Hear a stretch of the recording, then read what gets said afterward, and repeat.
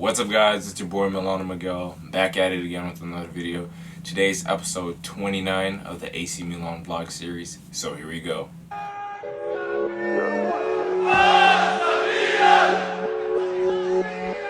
To help us, Dragowski. Well done, young man. That was really look like grass in the morning. Now don't hear me try to shake my hand. I'm on.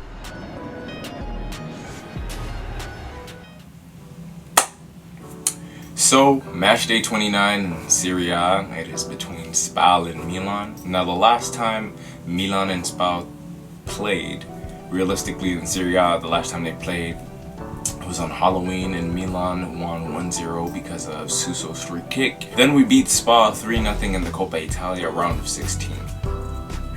So going into this match, Milan are trying to build off of their 2-game win streak. They won against Lecce, they also won against Roma. Going into this match, we lined up with Donnarumma, Calabria, Romagnoli, Mattia Gabbia get a start, Theo Hernandez, Benacer, Kessié. Then we had Paquetá, Çalhanoğlu, and Castillejo in the midfield, and we had Rebic up top. Ibrahimovic, finally back from injury, was included along the lines as a substitutes list, so that was nice. Alexis Saelemaekers also signed a permanent deal with Milan. He is now signed until 2024, so congrats to him. Now into the game. We know that we need desperate 3 points, and we play against SPAL. And at the beginning, it looked okay. I thought that this game was going to be a game where Paquetá would really come out and show something. But in the 13th minute, Milan conceded a corner, and the defense was just not alert. They were not aware. Gabbia could have cleared the ball. Gabbia didn't clear it. They let the ball bounce. They just were looking around. In some way, shape, or form, SPAL ended up finding the net, so Milan goes down 1-0 in the 13th minute. Samu Castillejo, who's done very well since his reigning start because of Suso leaving the club for Sevilla, would then get injured, having to come off in the 17th minute, in which Alexis Saelemaekers would make his way onto the pitch for Castillejo. Now, coming into this game, I thought that Saelemaekers really played well against Roma. He was a good super sub. And I thought that Saelemaekers would actually get a start with him penning the new deal, and with how he played well. I thought that Castillejo would deserve some type of rest, but in the end, Castillejo didn't. After that, Milan would try to get a goal back, but in the end, an unstoppable, this probably would be goal of the season, could even win a Pucas award for this, but Floccari with a beautiful Floccari will hit this, and it's dipping! Oh my word! There's no way to save it. Donnarumma had no chance, absolutely no chance. So Milan go down 2-0 in 30 minutes against SPAL, and you begin to scratch your head as a Milan fan, like, what is going on? We played so well against Lecce, we played so well against Roma. We didn't have the best first half against Roma, but we learned how to pick it up and turn things around, and we got the win. So why are we losing to SPAL, a relegation side? A team that, yes, they've survived relegation since 2017, but we should be able to beat them. We beat them before, like why couldn't we do it again? Hakan Çalhanoğlu would snap a goal back in the 37th minute, but it would be ruled as offside with Ante Rebic offside in the build-up to the play. We see it, a bit harsh. With the right foot grounded. It kind of looked like it was marginally offside, like so close, but offside is offside, so the goal was revoked. Soon after that, in the 43rd minute, D'Alessandro would get a red card for a high tackle on Theo Hernandez, which his cleat was above the ball and the studs hit the shin. So it was deemed, at first it was deemed as a yellow card, VAR check, went back, and it was deemed as a red card. So SPAL were down to 10 men, and I'm thinking, okay, SPAL are down to 10 men. They have a 2-0 lead. Milan need to muster some type of courage and finish this game out in the second half. At the half, here are the stats. Milan had 11 shots, 4 on target, 64% possession, 85% pass accuracy, while SPAL had 2 shots, 2 on target, 36% possession, 72% pass accuracy.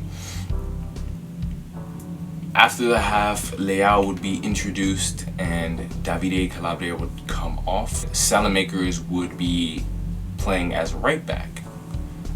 I think that's quite interesting, quite neat that Salamakers can play both right mid, right wing / right back.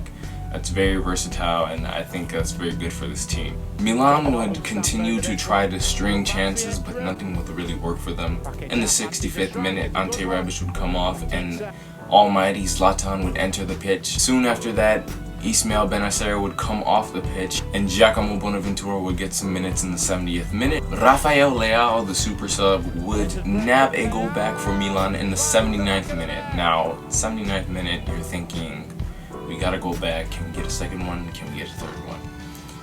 And Milan were really trying. They were trying. I will give them that. They were trying. But to no avail, it wasn't enough.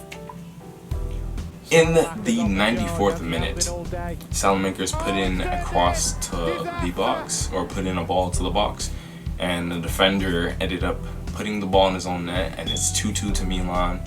We had 6 minutes of extra time.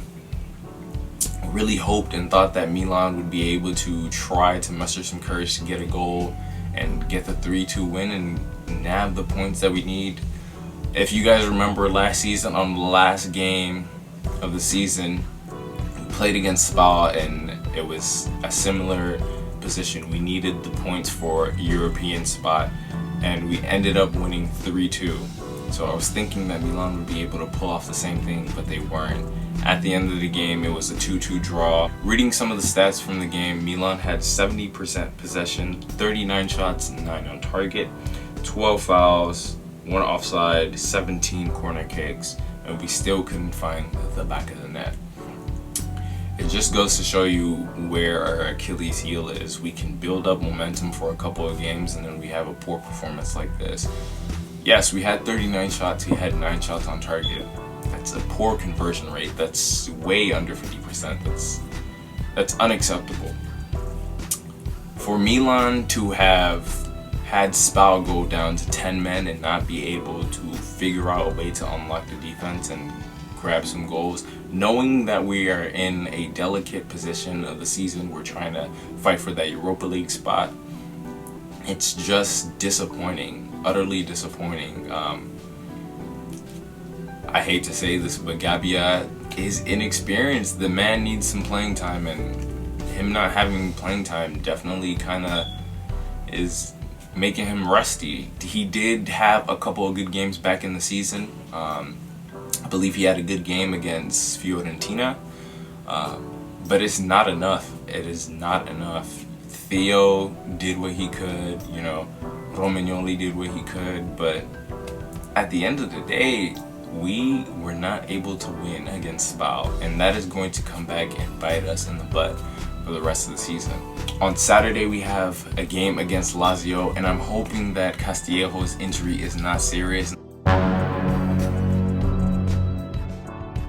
Honestly, I hope the Milan players go back to training and really think about this loss, think about this draw and the 2 points that we could have really got from this game.